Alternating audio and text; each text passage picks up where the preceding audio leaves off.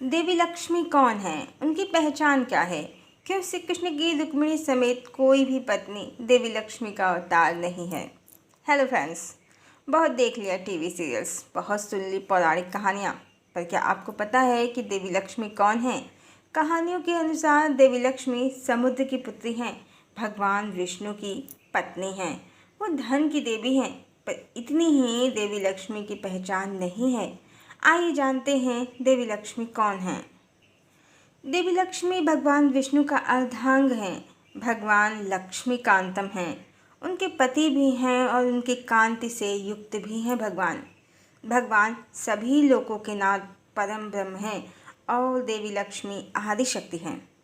ओम शांताकारं भुजगशयनं पद्मनाभं सुरेश्वरं विश्वाधारं गगनसदृशं मेघवर्णं शुभांगं लक्ष्मीकान्तं कमलनयनं योगभिर्ध्यानगम्यं वंदे विष्णुं भवभयहरं सर्वलोकैकनाथम्। ऐसे परम ब्रह्म परमात्मा की वो सनातन अर्धांगिनी हैं, उनका परम तत्व है देवी लक्ष्मी। और इसी कारण जब त्रेता युग में जगत के कल्याण के लिए, रावण के नाश के लिए जगन्नाथ भगवान विष्णु राम अवतार लेते हैं, तो देवी लक्ष्मी सीता का अवतार लेती हैं।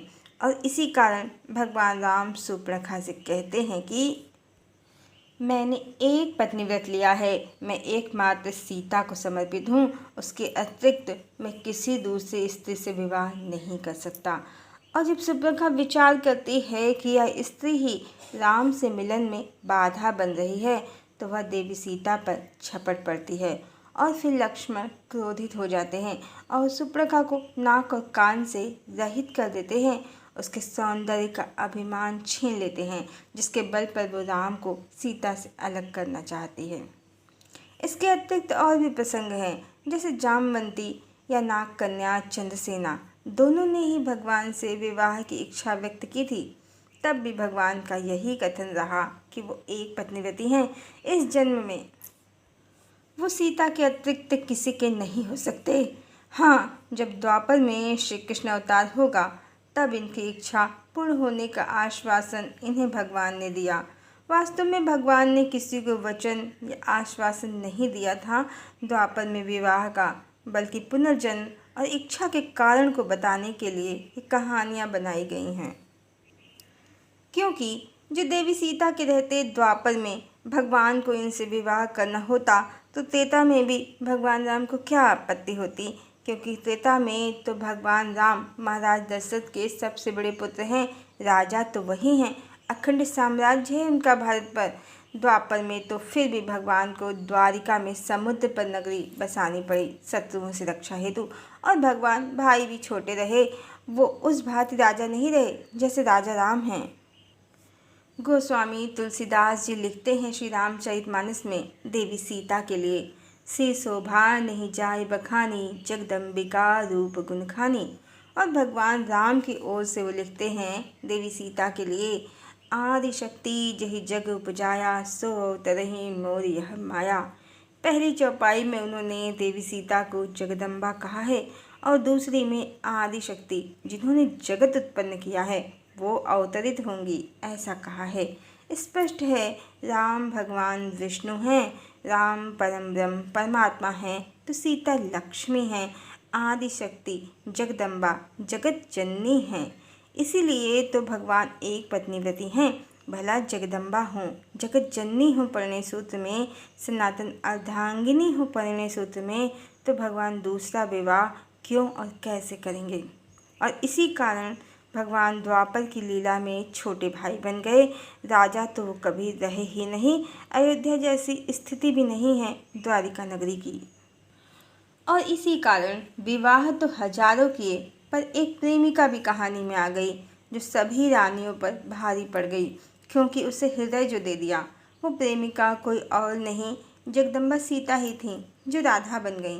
भगवान को अपनी प्राण प्रिया से विरह सहना पड़ा आसक्त स्त्रियों की इच्छा पूर्ण करने के लिए। अन्यथा जो प्रिया होती परिणय सूत्र में, ये आसक्त स्त्रियां ना होती कहानी में, तो श्री कृष्ण शायद मथुरा के ही राजा होते, एक पत्नीव्रती होते, शायद बड़े भाई भी होते। पर इन आसक्त स्त्रियों की इच्छा पूरी करने के लिए भगवान को अपनी प्रिया से पूरा एक जीवन विरह सहना पड़ा और कहानी त्रेता से बिल्कुल विपरीत लिखनी पड़ी। पर जो नहीं जानते हैं देवी लक्ष्मी का महत्व, आदिशक्ति की महिमा, आसक्ति, इच्छा, पुनर्जन्म के रहस्य, तो विवाह को आधार मान लेते हैं देवी लक्ष्मी की पहचान का, और रुक्मिणी को देवी सीता का पुनर्जन्म समझ लेते हैं, और आदिशक्ति देवी राधा को कल्पना या भक्ति। पर देवी राधा न तो कल्पना है और न ही भक्तिन, वो तो प्राण प्रिया हैं भगवान विष्णु की, उनका अर्धांग है, जिनके रहते हजारों तो दूर दूसरा विवाह भी संभव नहीं है। और भगवान ने अवश्य आसक्त स्त्रियों की इच्छा पूर्ति के लिए जगदम्बा से विरह सहा, पर कहानी इस प्रकार लिखी कि एक ही जन्म में हजारों से विवाह किया और किसी को अर्धांगिनी का सम्मान नहीं दिया, एक प्रिया का अधिकार नहीं दिया। जो देवी सीता को एक पत्नी व्रत धारण कर दिया, वो अधिकार, वो सम्मान, वो स्थान इनको नहीं दिया, दे सकते भी नहीं। जगदम्बा ने अपने सुख का त्याग किया तो इनकी इच्छा पूर्ण हो गई बस। और भगवान ने द्वापर में ऐसी कहानी लिखी अपनी, रुक्मिणी से लेकर 16,108 विवाहों में परिस्थिति हर बार ऐसी रही कि भगवान राम की तरह वो दूल्हा बनकर, सेहरा सजाकर, बारात लेकर किसी के द्वारे नहीं गए। कितनों को तो उनके माता पिता का आशीर्वाद तक नहीं मिला उनके विवाह में। रुक्मिणी का विवाह बिल्कुल इसी तरह का विवाह था। जबकि जब भगवान ने त्रेता में राम अवतार में देवी सीता का पारिग्रहण किया तो पहले धनुष भंग किया स्वयंवर की शर्त अनुसार, फिर दशरथ बारात लेकर आए और राजा श्री जनक ने देवी सीता का कन्यादान किया। विवाह की एक एक विधि का विधिवत पालन हुआ सीताराम के विवाह में। जबकि भगवान श्री कृष्ण के अधिकांश विवाहों का आधार युद्ध और विवाद ही रहा। ये सभी आसक्त स्त्रियां अवश्य श्री कृष्ण की पत्नियां कहलाईं, पर विवाहों में भगवान ने वैदिक शुभ मंगलों का ध्यान नहीं दिया। और द्वापर की कथा में भगवान छोटे भाई बने, सो इनको द्वारिका की महारानी जैसा कोई सम्मान भी नहीं मिला। द्वारिका की महारानी बलराम की पत्नी रेवती महारानी ही थी, और श्री कृष्ण की 8 पटरानियाँ और 16,100 रानियाँ थीं। कौन बन सकती थी द्वारिका की महारानी? महारानी तो एक ही होती है। भगवान ने अवश्य प्रिया से विवाह नहीं किया, पर प्रिया का कोई भी अधिकार इन स्त्रियों को नहीं दिया। ये देवी लक्ष्मी, देवी सीता या देवी राधा की महिमा है। उनका स्थान भगवान की दृष्टि में है। वो उनकी प्राण प्रिया हैं, उनकी अर्धांगिनी हैं, उनके हृदय की एकमात्र साम्राज्ञी हैं। उनका स्थान वो स्वप्न में भी किसी को नहीं दे सकते। अब जो भी देवी लक्ष्मी की महिमा को नहीं जानते हैं, भगवान के एक पत्नी व्रत के महत्व को नहीं जानते हैं, ये नहीं जानते हैं कि देवी लक्ष्मी जगदम्बा हैं, आदिशक्ति हैं, परम भगवान विष्णु की अर्धांगिनी हैं, तो वो ही रुक्मिणी को सीता समझ सकते हैं, ज्ञानी जन नहीं। और वो ही तरह तरह की पौराणिक कहानियों के उदाहरण देते रहते हैं देवी रुक्मिणी को सीता सिद्ध करने के लिए, जैसे हनुमान जी ने रुक्मिणी में सीता के दर्शन किए। इन पौराणिक कहानियों को खंडित करते कई वीडियो बनाए हैं। वीडियोस के लिंक डिस्क्रिप्शन बॉक्स में डाल दिए हैं। भला हनुमान जी ने रुक्मिणी में सीता के दर्शन किए तो क्या हनुमान जी ने ये स्वयं किसी से आकर कहा है? सब मिथ्या कहानियाँ हैं, क्योंकि देवी की पहचान ऐसे नहीं होती है कि उनका हरण कर लिया, उनसे विवाह किया या हनुमान जी ने उनमें देवी सीता के दर्शन किए हैं। वैसे हनुमान जी ने देवी सीता को लंका में उनकी भगवान राम के विरह में दयनीय स्थिति को देखकर पहचाना था। देवी सीता ने कोई चमत्कार नहीं दिखाया था हनुमान जी को, उनके गुणों के आधार पर हनुमान जी ने उनको पहचान लिया था।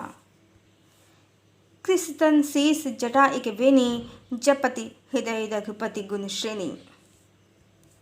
ईश्वर का स्त्री रूप हो या पुरुष रूप, शक्ति हो या शिव, वो अपने अद्भुत गुणों से पहचाने जाते हैं, चमत्कारों से नहीं।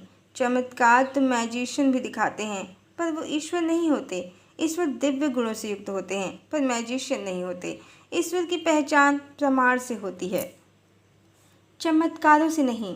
देवी की पहचान प्रमाण से होती है, और प्रमाण कहता है कि श्री कृष्ण की कोई भी पत्नी लक्ष्मी नहीं हो सकती, क्योंकि लक्ष्मी आदि शक्ति हैं, जगदम्बा हैं, भगवान विष्णु की प्राण प्रिया हैं, उनका अर्धांग हैं, उनकी अर्धांगिनी हैं। वो जब होती हैं परिणय सूत्र में तो भगवान एक पत्नी व्रत धारण करते हैं, और जब आसक्त जीवात्माएं भगवान से विवाह की इच्छा करती हैं तो प्रेमिका बन जाती हैं, हृदय में संरक्षित कर ली जाती हैं।